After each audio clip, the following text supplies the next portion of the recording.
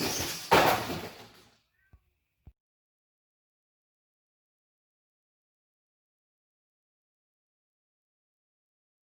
guys, it's Hans Hobbies, and this is a review of the Redcat Racing Ground Pounder. This is a 1/10 scale, 4-wheel drive, 4-wheel steer, solid axle monster truck you can get for around $260. And I'll get to more about the price a little bit later. But you can see here, overall, just first impressions of it, it's a very nice looking truck, I think. It's a very old style truck because it is a very old truck. Came out early 2000s, I believe. And this body style, I think, the whatever Redcat did with the body like graphic, it has like a off-brand Hulk in it. I'm assuming that's the ground pounder there. It's a very old looking body, but I do like the retro look of it. The wheels are very nice looking. They are 8 scale wheels, so that makes it so that it requires these proprietary 8mm wheel nuts. So that's something you want to be careful of. It's supposed to include the wrench for that, but mine didn't for some reason. The tires are very, very soft and they're air filled, but I think they're a little bit too soft. It kind of makes it run like it's running on flat tires. The shocks are aluminum bodied and threaded, and they're very nice shocks, very beefy shocks.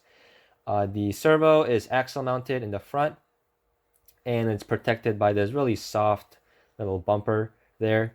That does a pretty nice job of protecting the servo, and it has one in the front and one in the rear because, like I mentioned, it is 4-wheel steer. And yeah, it's a overall pretty nice looking package. Taking off the body, and you can see the body is mounted on the side, not on the hood and the bed like normally is done. And you can tell it's an old body because you saw the hole for the antenna tube on the top that it no longer uses. And the body is also PVC. You can see the stress marks there, not Lexan, so it will get white stress marks if you do bash it a lot. But overall, I think it's a pretty nice looking body, and I like the clear windows and the overall graphics of it. The chassis you can see is a twin vertical plate chassis. The chassis was designed by Crawford Performance Engineering, which is very famous in the monster truck world. Between those chassis plates, you see the standard Hobbywing ESC, a tiny 2.4 gigahertz receiver there. It's almost as large as just my fingertip. And we'll get into the radio here in a second. The battery is mounted up top like that in the rear, and it does use these banana plugs that not a lot of people have, so you will need to run an adapter for most people. The transmission is center mounted, 540 brushed motor there, but the transmission is mounted onto the vertical plates, so there is no bottom like chassis plate like there's normally with a lot of these center mounted transmission vehicles. So you do have to be careful driving on rougher surfaces. The axles, they look pretty nice, but they are pretty infamous for being fragile, so we'll see if mine breaks. One thing that does concern me about the chassis is one edge of the chassis on both chassis plates are very, very sharp. So when you're working on it, you have to be very careful not to cut yourself. The guy at the hobby shop actually told me he cut himself a lot when working on his. This is the radio that you get with the truck. It's a very old style radio. You can tell it's converted from a old 2.4 gigahertz, 27 megahertz model. It has a lot of controls on it, and it has special features on it. And you can see the old style there, 4 AA's, but they use foam blocks to take up the space where the other 4 AA's used to go for the 27 megahertz 8 AA. That monitor there, that little screen, is an actual functioning screen. You can see you can change the steering modes. You can see the 4-wheel steer there, kind of like a crab walk mode, 4-wheel steer mode, rear steer mode, and then it toggles back into the front steer mode. So pretty interesting controls there. And I will show you the truck doing all those maneuvers in a second. But it is a decent radio. It's old, but I do like this radio. Foam grip and pretty nice quality. So here I'll show you the different steering modes. Here we have the 2-wheel steer, just in the front steer.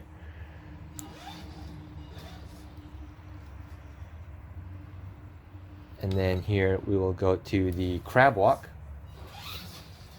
That's pretty interesting to see.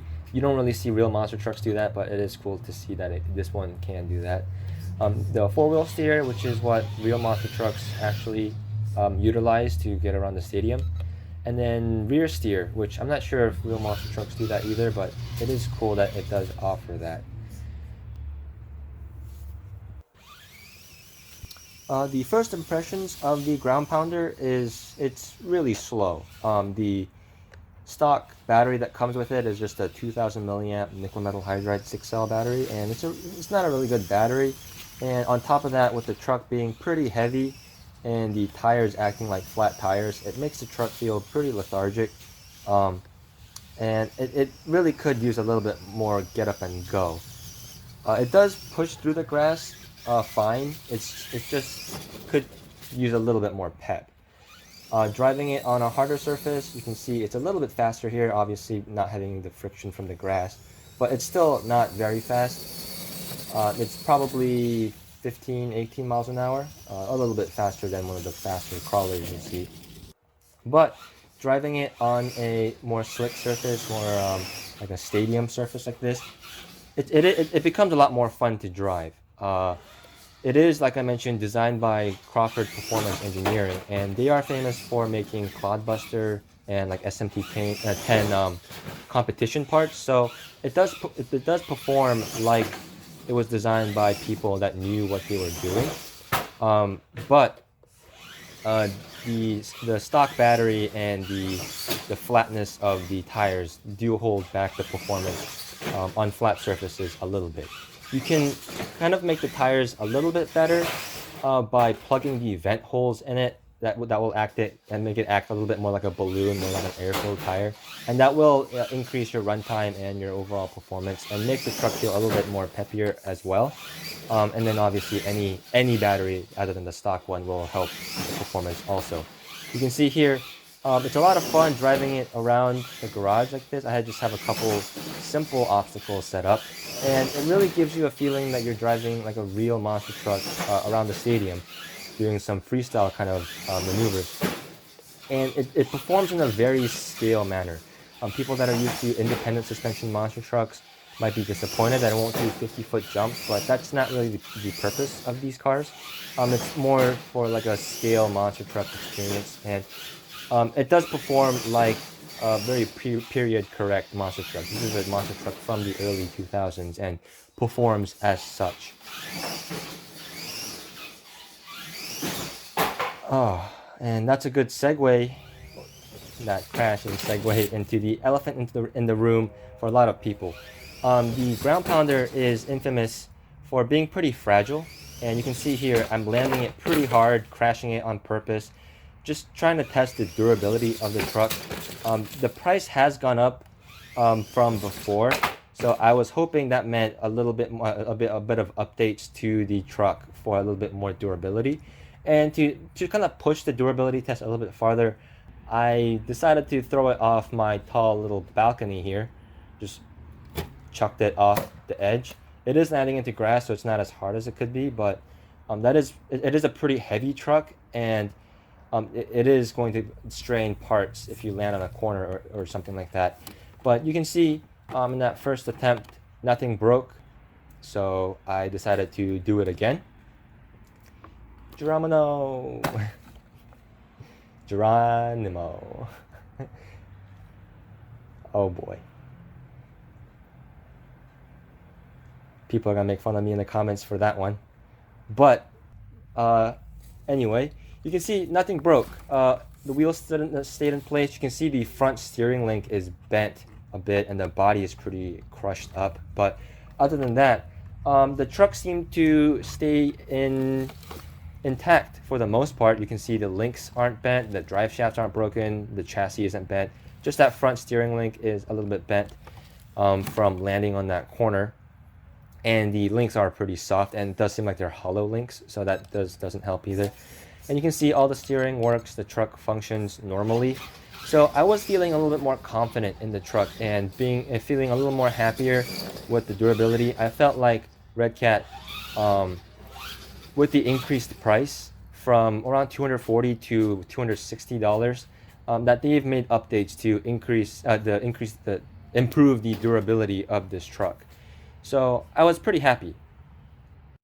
But then, of course, according to Murphy's Law, if something can go wrong, it will go wrong. And inevitably, I did break my axle. Not minutes after I did those durability tests. I went back to driving it the way I did, just like the freestyle kind of driving on those little jumps and the little brick there.